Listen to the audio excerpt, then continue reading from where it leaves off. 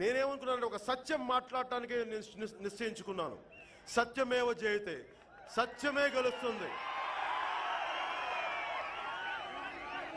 ఈ దేశం సత్యం మాత్రమే గెలుస్తుంది, ఇంకేది గెలవదు. అందుకని సత్యం మాట్లాడడానికి నిర్ణయించుకున్నాను. కష్టమైనా సరే, ఎన్ని కష్టాలున్నా సరే, దానివల్ల నేను గెలవచ్చు, గెలవకపోవచ్చు, ముందుకెళ్ళొచ్చు. కానీ నా గుండెల నిండుగా ధైర్యం, నేను సత్యం మాట్లాడాను.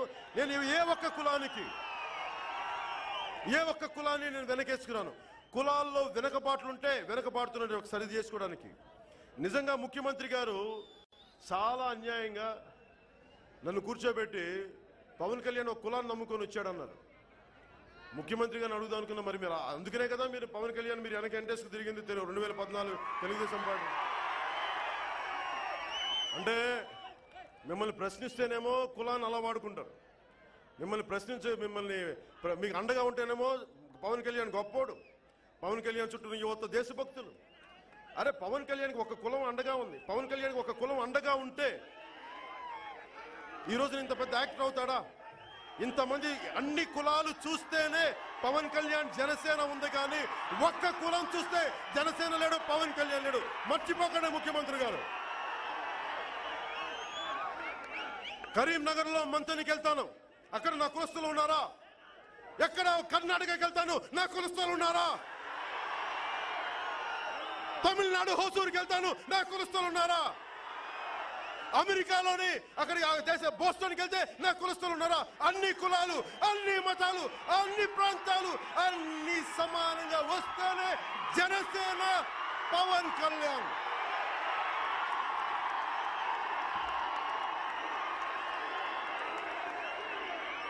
ముఖ్యమంత్రి గారికి ఒకటే చెప్పదలుచుకున్నాం, జగన్మోహన్ రెడ్డి గారికి కూడా. మీరు కులాలతో ఆటలాడుకుంటా ఉన్నారు. మీ రెండు కుటుంబాలు, మీ సిండికేట్లు, తెలుగుదేశం సిండికేట్లు, వైసీపీ సిండికేట్లు, వారి కుటుంబాలు. మీరు ప్రజా జీవితంతో ఆడుకోవద్దు. మీరు మనకి మత్స్యకారుల్ని ఎస్టీలో జాయిన్ చేస్తామని చెప్పి పాపం షెడ్యూల్ ట్రైబ్స్ కి గొడవలు పెట్టారు.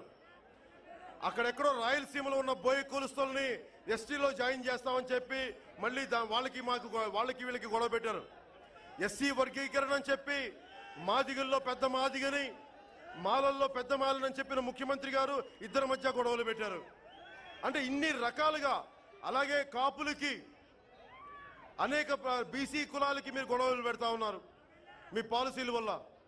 దీనివల్ల మీరు సమాజాన్ని విచ్ఛిన్నం చేస్తున్నారు ముఖ్యమంత్రి గారు. మీరు కేవలం మీ అధికారం కోసం కులాల మధ్య దయచేసి తెచ్చిపెట్టకండి. మీకు చేతులెత్తి వేడుకున్నాను చాలు. ఎందుకంటే ముఖ్యమంత్రి గారు మీకు చెప్తా ఉన్నాం, ఆంధ్రప్రదేశ్ తెలంగాణ విడిపోయినప్పుడు బాధపడింది దళితులు ఎంత బాధపడ్డారో నాకు తెలుసు. ఉత్తరాంధ్రలో వెనుకబడిన బీసీలు ఎంత బాధపడ్డారో తెలుసు, ఎంత అవమానాలకు గురయ్యారో తెలుసు.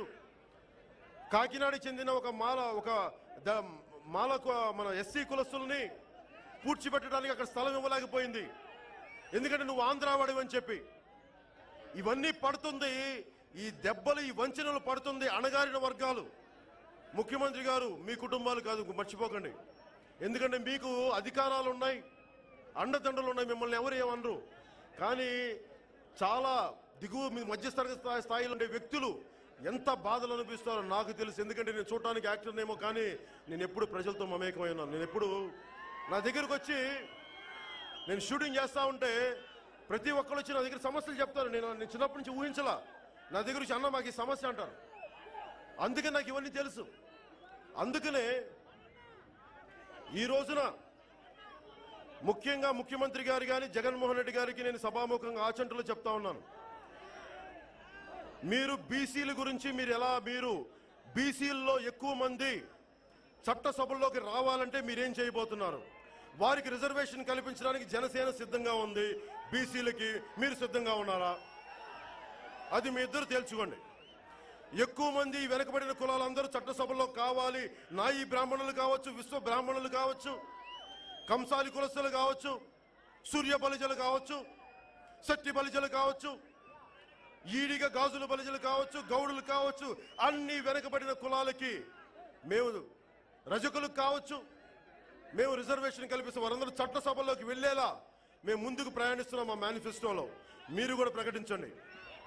అలాగే మహిళల రిజర్వేషన్ కూడా 33% మేము ముందుకు తీసుకువెళ్ళబోతున్నాం. మా మేనిఫెస్టోలో ఉండబోతుంది.